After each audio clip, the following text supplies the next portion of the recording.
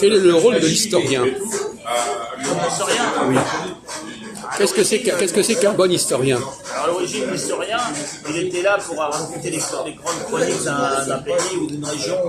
Oui, un historiographe. Voilà, de raconter les faits importants qui ont marqué, les événements qui ont marqué un royaume. Ça, c'était l'historien. Et après, ça, c'est le chroniqueur, la chronique. Oui. Mais l'historien, maintenant, on ne sait pas trop parce qu'il y a des gens parmi les historiens qui se servent de l'histoire pour transformer le passé, pour pouvoir niquer l'avenir des peuples. Alors à partir de là, tout est possible.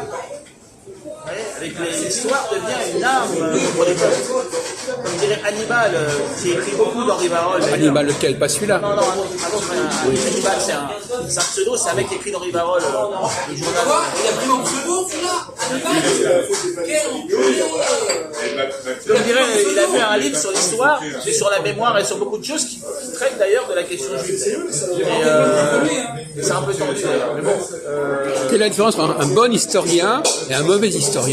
Alors on va partir sur l'historien, on va dire l'historien qui est honnête et qui essaye d'analyser. J'étais un peu vite, mais il y a l'historien qui essaie de trafiquer l'histoire pour pouvoir tenir en main le présent. Il y a l'historien qui est après le chroniqueur qui lui fait des recherches et essaye de donner une plus-value au passé, de raconter des histoires, de donner des informations, de créer une sorte de... Bon. Alors vous savez que la dernière fois quand on s'est quitté... Donc le bon historien, il va sur des... Il cherche les sources, il les vérifie, il recoupe, il fait beaucoup d'actions qui font que ce qui va sortir va être à 90-95% valable. Voilà. Alors que le mauvais historien, il va pas faire le boulot comme il faut. Mais en principe, des mauvais historiens, il n'y en a pas beaucoup parce que soit que c'est des voyous qui travaillent pour modifier l'histoire, soit que c'est des historiens valables. Il n'y a pas de mauvais historien en soi qui soit médiocre. Parce que pour les historiens, il faut être, quoi qu'il arrive, il faut des gens cultivés et qui sont très structurés. Qu'est-ce qu'on ne demande pas à un historien, monsieur Jean-Paul? Qu'est-ce qu'on attend d'un physicien et pas d'un historien? Ah ben c'est sur la certitude. Dans les sciences dures et dans la certitude et mathématiques, la certitude mathématique, c'est pas pareil que la certitude historique ou la certitude voilà, il y a des matières littéraires ou je crois que c'est rattaché au littéraire, il y a des matières où on n'a pas la même certitude. Pourquoi est-ce que quelqu'un, par exemple, va plutôt choisir d'étudier la physique que l'histoire, ou l'histoire que la physique? Parce que ça lui plaît mieux, parce que c'est des choses plus rationnelles, c'est des choses où il aura des choses qu'il connaîtra sur une certaine limite relative, bien sûr, parce qu'il connaîtra des choses relatives à la science qu'il étudie, mais c'est des gens rationnels qui aiment bien. L'histoire aussi peut être rationnelle, mais là, la certitude qu'il aura, elle sera très forte, elle sera presque elle sera très forte, quand il fait une équation, il trouve l'équation. C'est ça, c'est pas autre chose. Il a trouvé le résultat ils savent que ça peut pas être autre chose que, voilà. La dernière fois qu'on a discuté, on a parlé du raisonnement. Le raisonnement. Dans l'histoire, c'est différent. Dans l'histoire, il fait des recherches, il arrive à recouper, il arrive à aller vers un certain développement, une certaine théorie qui s'oppose à une autre, mais il n'y a pas la même certitude. La certitude, elle est beaucoup plus relative, parce qu'il n'y a pas d'objet intrinsèque, là, c'est des objets extrinsèques, c'est parce que c'est sur la parole et sur les écrits d'autres. Oui, mais enfin, même un physicien, il n'a pas forcément de certitude absolument. La physique, elle a évolué. Toute la science, elle évolue. Sur les théories, oui, enfin, sur les théories, ils ont une certitude relative aussi, mais je parle, dans ces matières-là, ils arrivent quand même à un certain moment, quand ils ont fini leurs études, leur travail sur un domaine, ils arrivent à des certitudes qui sont sûres. Alors, par exemple, prenons le cas de Einstein. Vous avez entendu parler de Albert Einstein. Au départ, tout le monde n'était pas d'accord avec lui. Il a trouvé des choses que les autres n'ont pas trouvées, ou il a dit des choses que les autres n'avaient pas dit. Bon, alors qu'est-ce qu'il fait? C'est pas toujours une certitude absolue, mais il y a une certitude beaucoup plus forte dans les sciences dures. Oui, mais il a montré que des choses qu'on disait sont fausses, ou sont pas valables. Copernic, c'est pareil. Donc il a montré qu'il y avait des choses qui n'étaient pas, qu'on pouvait modifier. Alors, quel est le processus qui permet de modifier une théorie? Mais dans l'histoire, c'est vrai que dans l'histoire, c'est plus facile de modifier, de trouver des choses. Parce que l'histoire, la certitude n'est pas la même, elle n'est pas aussi forte. Donc on peut modifier, on peut même des fois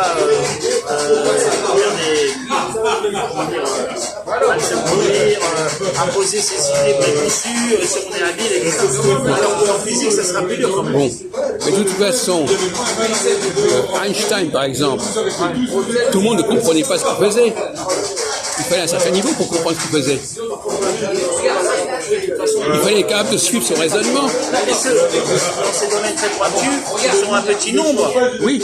Mais ce petit nombre, il y en a qui arrivent à savoir, à comprendre ce qu'il fait, et puis à pouvoir le valider ou pas. Il y a toujours une autorité, s'ils sont un petit nombre, entre savants, ils sont un petit nombre à pouvoir se valider. Chez les historiens, il ne semble pas que ce soit comme ça. Chez les historiens, la certitude est moins forte. Non, c'est pas ça. Ils n'arrivent pas à élaborer des théories. Disons que c'est Est-ce que l'autre jour, on discutait, ça a été enregistré d'ailleurs, on discutait, il n'y a pas de théorie, c'est sur l'histoire, c'est surtout des faits, des événements, à voir. Écoutez, l'histoire, elle comporte des trous, l'histoire, hein. Il y a des choses qu'on ne sait pas, etc. Donc il y a matière à chercher, il y a matière à raisonner. D'accord, on peut faire des déductions, mais on ne peut pas non plus comme certains le font d'ailleurs, écrivent l'histoire. C'est des gens qui écrivent l'histoire et qui disent ceci, cela, et en fait, c'est leur imagination. Ce qu'ils disent sur leur Philippe, il aurait fait ci, machin, certains, c'est des espoirs. Oui. Ils racontent ce qu'ils veulent. Et puis comme ils ont certaines autorités dans la société parce qu'ils sont machin, tout le monde les croit. Et c'est pour ça que dans l'histoire, elle peut être déformée, elle peut être maintenant, c'est un peu compliqué parce que c'est là, il faut que les gens qui font l'histoire, il faut qu'ils soient vraiment d'une bonne foi absolue.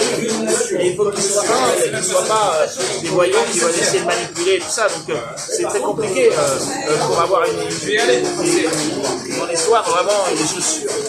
Ah, par contre, tu m'avais dit Mathias, un jour à 50 minutes. Je ne vous suis pas du tout là-dessus. Hein. La recherche historique, c'est quoi les choses sûres? Les choses sûres, c'est par rapport à un raisonnement, par rapport à un certain nombre de points que vous avez développés. Bon, si quelqu'un n'est pas capable de raisonner, il va pas... Même en raisonnant, comme on est sur des actes humains et qu'on doit retrouver des sources, c'est-à-dire des sources, regrouper des sources, en plus on va retrouver par exemple pour les textes romains, l'écrit d'un tel qui a été recopié, le recouper, et là on voit que à l'époque du monde romain, il s'est passé ça, pour on a une certaine certitude. Quand même, par exemple, en 70 après Jésus-Christ, le temple de Jérusalem il a été détruit. Bon, on arrive à un exemple, on arrive à le savoir, mais après, arriver à avoir tous les ressorts qui c'est compliqué parce que les mecs sont morts il y a 1000 ans. D'accord, ils ont dit l'événement, mais alors après, il faut voir en cherchant, en recoupant les théories des tels, arriver à trouver qu'est-ce qui s'est passé vraiment. Mais c'est très compliqué. On n'a pas une certitude par rapport aux sciences dures. Là, on a une certitude parce qu'en mathématiques, c'est bon, voilà, il y a une équation, tout le monde trouve le résultat quand c'est sûr, que ce soit un chinois, un arabe, un juif, à un moment, ils trouvent les résultats les meilleurs. Hein, et ils disent voilà, l'équation c'est ça, bon, ben, ça fonctionne comme ça, avec quelques. Écoutez, il y a des exemples. Il y a des exemples contraires. Il y a par exemple, vous pouvez très bien développer tout un ensemble d'arguments. Il y a des gens qui les comprennent et des gens qui les comprennent pas. Non, mais en histoire, c'est plus facile à comprendre. Tout le monde les comprend en histoire. Non, parce que si la personne n'est pas capable de raisonner, le raisonnement. Non, mais qu'est-ce que c'est qu'un raisonnement? Par exemple, si vous n'êtes pas. Raisonnement en histoire, la plupart des gens, s'ils prennent un peu de patience, ils comprennent. C'est les raisonnements en physique et en mathématiques, c'est plus compliqué. Il faut avoir un niveau élevé, il faut pouvoir se concentrer, tout ça, c'est pas pareil. Mais en histoire, si la personne développe une théorie, voilà, par exemple, vous avez un gars qui a développé une théorie des 3 états, là, les 3 trois États. Il a Des missiles. à une certaine époque. Non, pas du missile. Ça c'est. Non, je parle des trois États économiques. C'est en économie. Pardon. Avec un moment l'économie commence un peu dans le traditionnel. Là, en plus ça monte et puis après ça redescend. Il y a trois États et ça il le remarquait à une certaine époque de. Ah oui, Aristote aussi qui fait ça. Et il le transpose dans d'autres époques, dans d'autres pays. Par exemple, dans le monde, je sais pas moi, assyrien, il y a 5000 ans, il le transpose et avec le peu de documents ou de documents il reconstitue quelque chose et ils appliquent cette théorie. Mais ça, c'est pas du sûr, c'est du. Oui, mais enfin, on va prendre le problème autrement. Imaginons par exemple qu'un raisonnement, il y a des gens qui ne sont pas capables de raisonner, qui ne sont pas capables de suivre un raisonnement. Oui, après, non, mais ils n'ont pas l'intelligence, ils n'ont pas la capacité de suivre un raisonnement. Bon. Oui, mais ça, là, on parle de gens qualifiés quand même, ceux qui touchent à ces matières-là. Non, mais quelqu'un qui n'est pas capable de suivre un raisonnement, il n'a pas intérêt. Il y a des tas de domaines où il n'a pas intérêt à aller, à moins d'être extrêmement limité. Par exemple, si on prend l'exemple que vous donnez, si on dit, voilà, une fois que c'est constaté, d'ailleurs, l'autre jour, on avait parlé de constat par opposition au raisonnement. Quand il y a des constats, il n'y a pas besoin d'être très intelligent pour constater quelque chose. Par contre, qu'à partir de ce constat, on arrive à telle et telle conclusion, ça, c'est pas donné à tout le monde. D'ailleurs, je vous posais une autre question du même genre. Descartes, quand il dit « le bon sens est la chose du monde la mieux partagée », qu'est-ce qu'il entend par bon sens, à votre avis, Jean-Paul? Ça, c'est le bon sens, c'est-à-dire c'est une sorte de logique naturelle simple que les gens ont. Voilà. Je sais pas moi.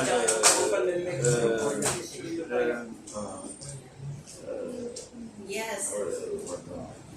plusieurs exemples. Voilà, c'est des petites choses. Le tout est plus la partie. Non, mais lui, justement. Et à partir de là, il y a des choses qu'on applique un peu de bon sens.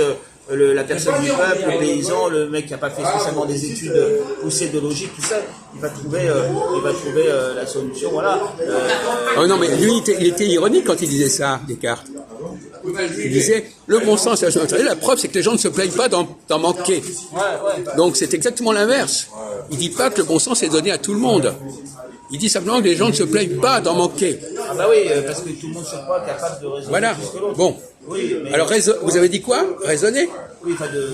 Ah ben voilà, c'est le bon raisonner, voyez-vous. Donc, quand Descartes parle du bon sens, il dit la capacité à raisonner, et il dit tout le monde n'est pas aussi capable de raisonner qu'on le croit. Oui, bien sûr. Bon, donc quand on n'est pas capable de raisonner... On parle du bon sens populaire, parce que j'avais en tête le bon sens populaire et le bon... Oui, non, mais c'était dans le cadre de ce que disait Descartes. Voilà, le bon sens populaire. Le discours de la méthode. Les gens, la plupart du temps, alors maintenant de moins en moins, parce que maintenant tout le monde est bout du four, avec la dissolution, on est dans la fin des temps, on approche la fin des temps, c'est la dissolution. Comme le dit Rabin Ranchaya, là, dans sa dernière émission, c'est la folie. Maintenant, le mec... est un fou sexuel, est un malade, et en plus de ça, il le fait officiellement, et il dit, enfin bon, c'est la folie maintenant. Personne, c'est celui qui reste un petit peu normal, il est mis à l'écart. J'aimerais bien avoir la vie de Valentin. Mais dans le temps, à votre avis, les gens se tenaient un petit peu. Est-ce que c'est important de savoir raisonner? Oui. À quoi ça sert de raisonner? Ça sert à faire la guerre. Raisonner. Alors, d'ailleurs, le raisonnement, c'est le fait de poser que trois choses soient posées d'une certaine manière, c'est-à-dire deux prémices. Alors justement, raisonner. Est-ce que si je raisonne, certaines prémices soient posées, de le mettre. Le raisonnement, c'est ça, c'est le fait de mettre. Excusez-moi, on peut écouter une seconde ce que dit Macha. À comprendre. Le raisonnement cherche à comprendre. Non, ça sert à comprendre. Attendez. Il y a celui qui raisonne et celui qui écoute le raisonnement. Ça sert à expliquer. Bon, d'accord, alors. Donc, je peux, mon raisonnement, je peux le communiquer. La résonance, vous avez la résonance avec le son. Donc raisonner, c'est le fait de confronter des choses, et ça revient, et ça vous fait comprendre, ça fait un passage, en plus, le fait d'associer des choses, phrases, des prémices, le fait de les associer, comme on donne le syllogisme habituel, tout homme est mortel, Socrate est mortel, tout homme est mortel, Socrate est un homme, donc Socrate est mortel, voilà. Oui. Le fait de l'associer, ça saute aux yeux, ça résonne, c'est-à-dire que ça revient ensuite, ça c'est un raisonnement simple, profond. Non mais, raisonner, c'est une façon, mon raisonnement me permet de transmettre à quelqu'un d'autre ma conviction. Il faut que, si je ne suis pas capable de raisonner, je ne peux pas faire passer mon message. Chez nous, la science apologistique, c'est-à-dire la certitude scientifique, et la science, comment on appelle ça, il n'y a pas de certitude, qu'il y a une certaine place, il n'y a pas de certitude, mais il y a comment on appelle ça, Donc, on aura mis ça. le nom m'échappe là. On n'est pas dans la certitude, c'est la cité de. Il a rigolé. Le garçon. Il y a la logistique, il y a l'autre là. Et l'autre, C'est comment t'arrives en Allemagne? il n'y a pas une certitude aussi forte, mais on a quand même un minimum de savoir. Ça se pose sur des éléments. On a une opinion, voilà. Il y a l'opinion et puis il y a la certitude scientifique et il y a l'opinion. Et quand on travaille sur la dialectique, on travaille sur des opinions et on essaie d'arriver à une certitude par le raisonnement. Et donc c'est la dialectique. Quoi. Mais si la personne à qui vous adressez ne sait pas raisonner, vous ne pourrez pas, elle ne pourra pas suivre votre raisonnement. Après, ça dépend de la complexité du raisonnement, ça dépend, oui. Mais là, ils sont très bouchés, ils ne pas, oui. Vous voyez bien que le raisonnement, ça dépend aussi du récepteur. Si je fais un raisonnement et que l'autre ne comprend pas mon raisonnement, c'est mon raisonnement, il tombe à l'eau. Bon, c'est de la difficulté, parce que là, il y a des raisonnements très simples, il y a des raisonnements plus complexes, c'est tout plusieurs syllogismes imbriqués, et donc il faut pouvoir bien intégrer tout ça pour arriver au résultat, c'est compliqué. Ça dépend, c'est par exemple une thèse, voilà, la thèse c'est quoi? Une thèse en droit, une thèse en tout ce qu'on veut, une thèse en théologie. Il y a un mot que monsieur Valentin n'aime pas, c'est le mot théorie. Théorie.